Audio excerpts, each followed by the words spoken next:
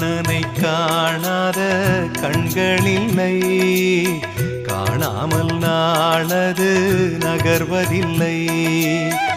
கண்ணன் என்றாலும் கள்வன் என்றாலும் கருணை புரிவான் ஸ்ரீ கிருஷ்ண பகவான்.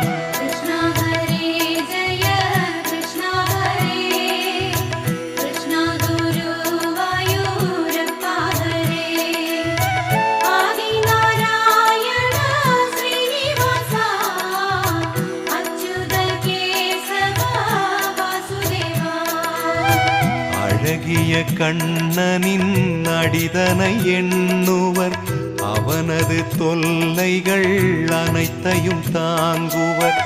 வெண்ணையை திருடிய கண்ணனின் லீலையை கண்டு ரசிப்பதே கோபியர் வேலை.